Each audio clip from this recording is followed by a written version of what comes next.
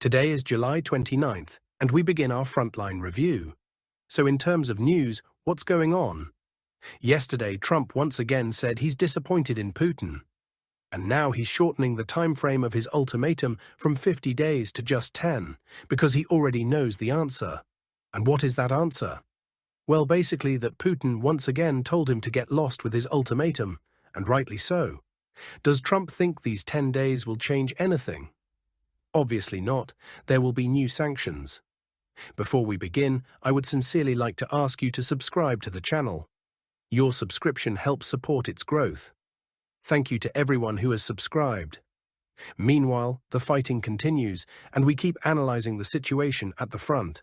So friends, let's go over everything today as usual, from north to south. Just one quick note about Plavny. That's a village in the Zaporizhzhia region. Just yesterday, Russian troops, advancing in Plavny, captured 4 Ukrainian soldiers. A video of that appeared online. Now let's get to our advances. Sumy region. The front here has stalled again. You might recall that there were recent advances, especially near Vorochin and the village of Novonikolaevka. The AFU had some success there. They spent 3 weeks trying to retake Kondratovka, and they eventually did. I covered that thoroughly for you, never hiding anything, but now, for nearly a week, neither the Russian nor Ukrainian side has made any progress. The fiercest fighting continues in Yunakivka, but there's no significant breakthrough for either side. Even Ukrainian cartographers, this is actually a Ukrainian map I'm using, have marked the entire village as a grey zone, so the AFU doesn't have solid control there, but neither do Russian forces. This is mainly because Ukrainian drones are highly active in the area. So even though the AFU doesn't firmly control the southern part of the village, we haven't managed to gain a foothold there either. By the way, Zelensky recently said that Sumy remains one of the Russian military's priority targets. But that's clearly not true. Why? Because Russia is using very limited resources in this area. Everything you see here, marked in red or yellow, was taken by infantry alone. No armor, no tanks, just infantry on motorcycles. And now, despite constant talk of 50,000–60,000 troops massed at the border, they haven't been deployed here. If Sumy were a real priority, they would have been. So Zelensky can keep spinning his victory narratives. Kharkiv region. The main action here is around Kupiansk. The AFU's defenses are clearly weakening. As I told you recently, Russian troops have entered the northern outskirts of the city.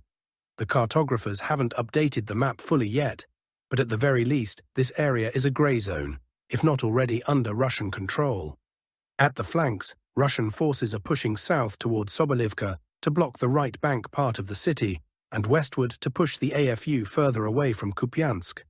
In general, preparations are underway for not just entering the city, but a full-scale operation to bring it back under Russian control. Now to the Lyman direction, where the Azov fighters are positioned and were recently pushed back nearly 4 kilometers. Their main goal here is to prevent our forces from entering the city of Lyman. Initially, they were supposed to stop Russian troops from crossing to the right bank of the Zherebets River, but clearly they failed. As you can see on the map, we've established a fairly solid foothold. Their current task is to keep us from reaching Lyman, but they're struggling with that too, despite being considered elite.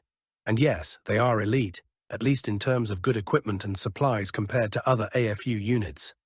They tried to counterattack in Rydkadub, but after over a month of trying, the village remains partially under Russian control. Despite their efforts, Azov couldn't retake it. But the key point here isn't just Rydkadub, it's that the front is moving. Over the past day, Russian troops managed to straighten the front and close the gap between Zelenaya Dolina and the northern outskirts of Kharkivka. They also advanced slightly toward the Nitras River. The deepest push was 3.6 km, and the newly controlled territory, marked in red, covers more than 9 square kilometers. So the Azov fighters took a serious hit. Russia's goal here is to secure the area up to the river, then move toward Shandrigalov. Why is Shandrigalov important? Because it's less than 10 kilometers from Lyman. By the way, the same 10 kilometers distance to Lyman applies from the village of Kolodyazy. Local fighters told me they've made progress there too. They captured AFU strongpoints at the northern approaches to the fortified zone and entered the village. About a third of the village is now under Russian control, with video confirmation online. Losing this village would be a serious blow to the AFU. Seversk direction. Yesterday, I gave a detailed account of how our forces broke through here, pushing the front line 4.5 kilometers forward. Nothing major happened in the last 24 hours. Our troops are consolidating their positions. They made slight gains near Seversk. Yesterday, the distance to Seversk from our positions was 1.5 kilometers. Now it's just 1.3 kilometers. Very close. As I said yesterday, a storming operation is not yet expected, but reconnaissance and sabotage groups will definitely start entering and harassing the AFU garrison inside the city. Chasiv Yar, there were reports of improved positions here as well. A specific part of Chasiv Yar's suburb, the Shevchenko district, came under Russian control, with video confirmation. Southern approaches to Kostiantynivka. The situation here is deteriorating rapidly for the AFU. They have only 3 fortified zones left: Toretsk suburb, the urban-type settlement of Sherbinivka, and Katerinivka, along with Klebanbaik. That's it. If these fall, the city's southern side will be completely exposed. As for Sherbinivka, active fighting continues.